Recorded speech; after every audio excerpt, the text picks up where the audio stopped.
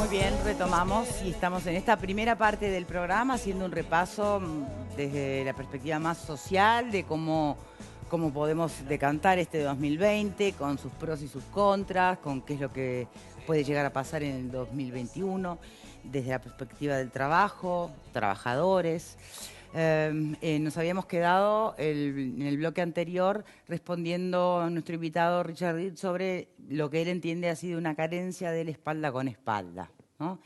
Es que pareciera que aún en pandemia persistió la campaña electoral, ¿no? Esa cosa, esa lucha político-partidaria, no sé qué piensan los panelistas. Sí, es que es muy difícil, yo lo escuchaba y creo que sí, que todos aspiramos a que en una situación, en un contexto tan complejo como este, las grietas, por decirlo de alguna manera, o las diferencias ideológicas se terminen. Pero el problema es que cada medida que uno va a aplicar en una situación tan crítica tiene un contenido ideológico tan sustancial. ¿Cómo se liman esas diferencias? Yo no sé si se llegan a limar del todo. Sé cuál es la herramienta para intentarlo, por lo menos. Es la negociación. Hace pocos días se dio un debate en el Parlamento si era el artículo 38 o el artículo 44, que si uno, leo totalmente del tema, se pone a mirar los dos artículos, yo creo que con un par de horas de conversa podían haber hecho ni el 38 ni el 44, pero lo más parecido. ¿Por qué? Porque había que haber priorizado los mayores consensos de ese lugar tan importante para la sociedad y para la democracia, que es el Parlamento. Antes de tener una ley por mayoría, había que haber hecho un intento de haber, bueno, rebajo esto o rebaja lo otro, porque la sociedad necesita mensajes de espalda con espalda. Y el espalda con espalda es a veces renunciar a algo mío, también se dé un poquito vos, porque el objetivo no es que yo te gane a vos, es que la sociedad se vea identificada con nosotros. Eso me parece que es algo, no sé si lima todas las perezas, pero creo que ayuda, y eso está ausente. Hay algunas posiciones, perdón, un poco más antagónicas, ¿no? Hay un PIT-CNT con buena parte también del Frente Amplio pidiendo, por ejemplo, desde marzo a abril, pidiendo la renta universal, bueno, ya no universal, una renta básica. Si se hubiera empezado a generar la renta en aquel momento, hoy estaríamos ya sin recursos, ¿no? Pero hoy insiste el Frente Amplio y el PIT-CNT en esa necesidad de renta. Y estamos previendo que va a ser una temporada muy dura, que probablemente el año que viene los problemas de empleo o persistan o se agraven. ¿Qué opina usted de la renta básica que se propone desde el punto de vista del Estado, de un Estado que no le sobra nada, ¿no? Yo estoy de acuerdo. Y perdón, no te olvides del punto de vista del trabajador que le falta todo. Yo estoy de acuerdo. Primero porque creo que en las crisis no son de ahorro, en las crisis se gasta. El tema es que hay que fijar objetivos. Yo hablé con varios, con el que se cruzaba, decía, mira, yo creo que habría que dar en diciembre y en enero. Para los que están registrados, son 270 y pico de mil, habría que dar el mínimo nacional a ambos. ¿Cuánto significa eso hoy? El 0.34 del PIB. Vale la pena porque se gana tiempo. No sé si la vacuna viene en primer trimestre o segundo trimestre, pero se gana tiempo. Porque hay 300.000 personas que dependen de la diaria. Si algo dejó la pandemia también le quitó el maquillaje a una sociedad que parecía perfecta y no lo era. Hay 300, 400.000 uruguayos que están en el informalismo. Exacto. Y que si no hay una olla o un canasto de comida, no morfan. Por lo tanto, hay una realidad. No le podés pedir a ese hombre que tiene que salir a buscar el puchero todos los días, che, quédate en tu casa. No puedo quedarme en mi casa. Yo creo que es una inversión, porque además, si estamos hablando de casi 0.34 del PIB, que serán 200 y pico de millones, eso queda en el mercado interno, eso queda en el menudeo. Por lo tanto, no es un gasto, es una inversión.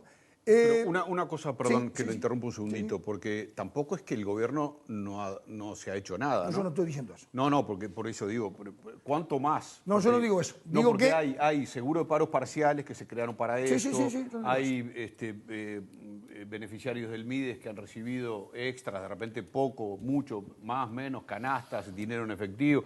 Han habido... Si algo aprendí este año es a matizar, porque creo que la Asterna y la Colombe están con mucho grillerío. Yo soy olímpica. Como soy olímpica, creo que efectivamente el gobierno hizo gestos desde el comienzo. También el sector privado. Nosotros con las empresas de la bebida compramos miles de canastas y las distribuimos. Cierto. Muchas de ellas canalizamos por el MIDES y las intendencias.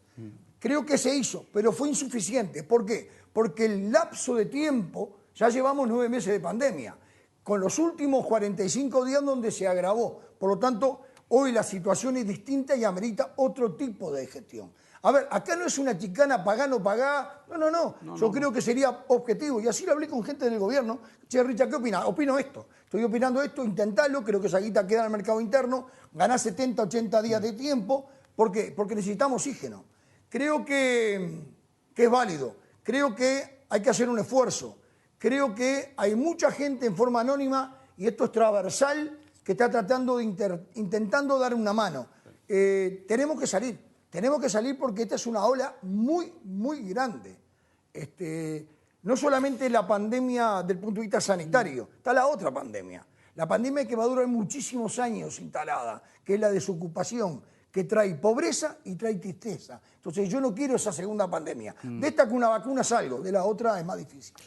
Sí, en el bloque anterior hablaba Dayana que de las peores cosas que había advertido en el año era la falta de solidaridad o empatía, que de alguna manera explicaba el por qué nos fuimos contagiando más y la curva que venía bastante plana se disparó, ¿no? Y Richard Reed decía, bueno, pero eso responde no a tal vez a falta de solidaridad, sino a desinformación o a falta de ciertos valores o educación, sobre todo. Sí, claro. Y ahí, esas de las cosas más seguramente no tangibles hoy, pero en breve, que trajo para amar la pandemia, y es la profundización de la brecha en el tema educativo. Y en eso usted está bien interiorizado, Richard Reed. En eso, obviamente, como todo tema político, no hay consenso, ¿no? Yo vengo diciendo hace mucho tiempo que el sistema educativo nuestro muy mal. Pero no es porque el Richard, tengo sexto de escuela, hago la O con el vaso. Solamente veo que el 40 y pico % de los gurises que van a secundaria desertan en segundo año. Y no sabemos dónde van. Sí sabemos dónde van. Van al bolsón del desocupado de la esquina, están al alpiste del caño, lo que venga. Esos pibes son la generación del mañana. Por lo tanto, hay una situación que desde mi punto de vista se tenía que haber cumplido con la promesa electoral del 14, cuando se planteó un cambio de ADN en el sistema educativo. No solamente no se hizo, rajaron a los dos que estaban al frente. Entonces, por lo tanto, acá las cosas, desde mi punto de vista, trato de ser objetivo. Que tengo razón, capaz que no. Pero eso se está viendo profundizó hoy. o no con la pandemia. Claro, por supuesto. Y eso pero no solamente se profundizó por la ¿cuándo pandemia, se va a ver?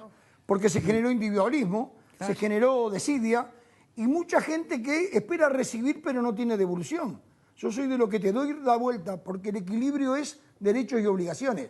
Entiendo. No asistencialismo puro, salvo casos excepcionales. A ver, tenés que dar una mano al arranque porque si no, no se para. Pero una vez parado, caminá. Yo creo que se abusó del tiempo en que te doy, nada a cambio. Yo creo que eso genera educación social, la empatía con la sociedad, el vernos iguales, el sustituir el yo por el nosotros. Eso se está viendo, es creerlo, ¿no? Entonces, y además creo que hay una ausencia de mensaje solidario, pero está en todos lados, ¿eh? Porque yo he visto por suerte al frente en los últimos tiempos y al movimiento sindical pedir, pero también el gobierno ahora está con oído sordo. Entonces, cuando uno grita, el otro se cae, en fin, está complicado esto. Yo creo que hay una sociedad que debería de tener mayor participación en las decisiones, mayor exigencia. Yo digo lo que me parece a mí. Ojalá otros digan lo suyo, aunque no compartan lo mío. A ver, porque se necesita remar todos juntos. Todo lo que hace, entonces, bien, la pregunta es, todo lo que hace sus sindicatos, los centros FOEB, ¿no? Por la educación y los niños justamente, ¿debería hacerlo el Estado o tendría que haber más compromisos como FOEB? Debería serlo el Estado. Lo dice la Constitución. Lo debería serlo el Estado. Sí, pero una cosa es incompatible con la otra. No, debería serlo el Estado. Sí. Pasa que el mundo cambió. Yo a Rama le di tanto palo como un tambor en la llamada, por ignorante. Hoy me hago la autocrítica. Tenía razón Rama cuando hablaba de las escuelas a tiempo completo. Hoy sería fantástica. Si hubieran, la Federación de la Bebida se dedicaría a otro apoyo social. Estamos haciendo de bastón, de contraturno, a apoyar a los chiquilines en contexto crítico. ¿Debería ser el Estado? Sí. No se hace de la noche a la mañana, porque hay que invertir no solamente en mayor personal, sino también en aulas, en locales, porque un solo local que compartido por 2 escuelas sería de uno solo. Por lo tanto, debería ser el Estado. Pero no lo es. Y mientras no lo es, ¿qué hacemos? Seguimos cuestionando y pidiéndole al Estado algo que sabemos que no lo puede hacer, o hacemos algo sustitutivo o acompañar. En la Federación de la Vida resolvimos eso, acompañar. Bregamos porque sea, obviamente, una enseñanza pública, laica, gratuita, de inclusión, pero eso estamos lejos todavía de lograrlo. Y el mientras tanto quedan botijas al costado del camino. La Federación va para el año que viene entre 9 y 10 centros educativos. Vamos a hacer un convenio con la Intendencia de Canelones, de 3 o 4 centros más que vamos a instalar. Tengo algunos comentarios de intendentes del interior que pidieron conversar porque tienen la intención de conocer el tema con todo gusto. Y poderlo replicar, digamos. Con todo gusto. Porque se puede hacer, nosotros tenemos los dineros, son los nuestros, son del Consejo Salario, no pedimos plata a nadie. Tenemos una auditoría de CPA Ferrer externa que nos controla mes a mes y semestralmente trae un estado de situación. Eso da garantía de que los dineros tienen la utilidad para el cual se dieron, y además la transparencia también es una forma de ayudarle al chiquilín a decirle hay una sociedad que se pueden hacer las cosas desde el punto de vista de la decencia. Bien. Sí, Pablo. Con respecto a esto, yo tengo entendido sí que los gremios colaboran, algunos más que otros.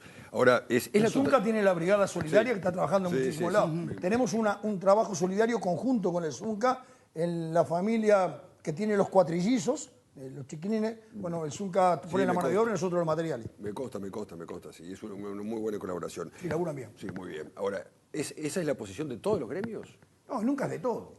Tampoco las cámaras empresariales. No, por supuesto, no, pero de todos los gremios es en general esa voluntad así de colaboración que tienen varios gremios. Gremios que han hecho muchas cosas. Y tampoco es la obligación, ¿no? Porque la pregunta corre para vos, los abogados, ¿qué hacen como asociación? ¿No? O sea, Está claro. no es por pelearte, pero digo... A mí como esperando que yo apoyara la respuesta.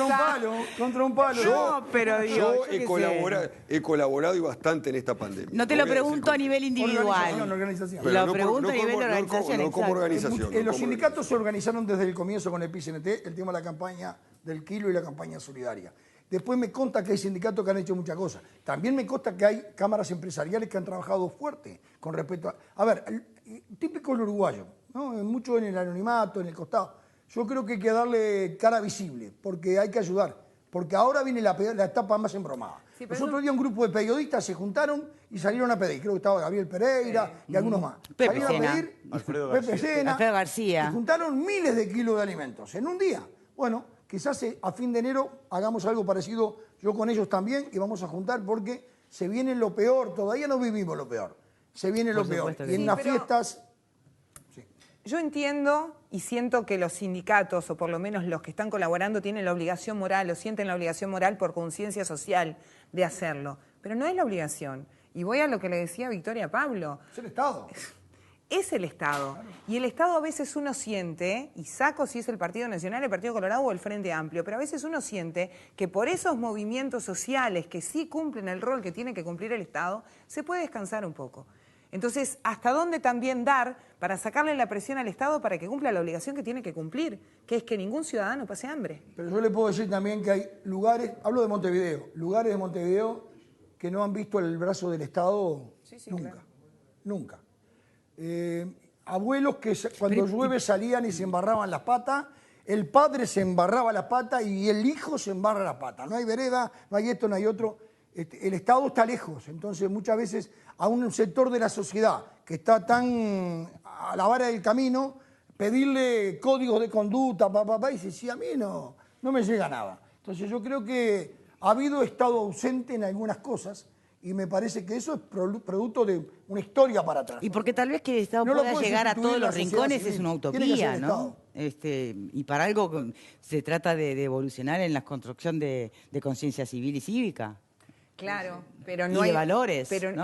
El problema es cuando se delega en la sociedad civil, cuando se delega en las organizaciones no gubernamentales, lo que tendría que ser una responsabilidad. Porque una cosa es trabajar en coexistencia, compartido, hacer un proyecto que viene del Estado y de las organizaciones y que todos trabajen. Ahora, cuando yo me descanso porque sé que hay alguien que lo está haciendo, yo creo que no es sano tampoco. No, y tampoco corresponde. No. Porque el Estado tiene un rol constitucional y quien gobierna tiene que ser el ejecutor, el gestor, la aplicación del mismo, yo creo que ahí hay una ausencia de discusión. Falta política, falta la discusión política. El Parlamento debería convertirse, la oposición del color que sea, tiene que ser una oposición constructiva, que evalúe, que vea, que observe, que proponga, ¿verdad? Yo creo que a veces la chicana y esa Ámsterdam y Colombia, la verdad que a mí Hoy es Navidad y no le voy a pedir ejemplos, porque si no va a ser como poner, ¿no? Pero hay que despedir a nuestro invitado. Y entonces aprovecho para hacerle la última pregunta. Y tal vez es más personal, pero ¿por qué no? Acá la podemos compartir todos más adelante en el programa. En esto que estamos viviendo en modo burbujas, ¿no? Que estamos como en compartimentos estancos para cuidarnos entre todos. En su propia burbuja, ¿cuál ha sido el mejor momento del año? Hoy, al mediodía, con mis suegros, que están vivos, y mi cuñada. Y ahora de tarde, con mis hijos y mis nietos. Todo junto es una banda. Vamos a hacer las cosas como hay que hacer. Al mediodía unos y de tarde otros. Hoy porque yo creo en la familia. Me parece que es un puntal importante. La familia, el barrio, los vecinos. Soy de la época de Papá Noel, creo en eso. Y nos encanta escucharlo. Muchas Richard Reed, muchísimas gracias por habernos acompañado. A usted por la invitación. No, por y a favor. ustedes también por... Que tenga un buen comienzo del 2021. Lo tendré si todo el mundo colabora en la espalda con espalda. Muy bien.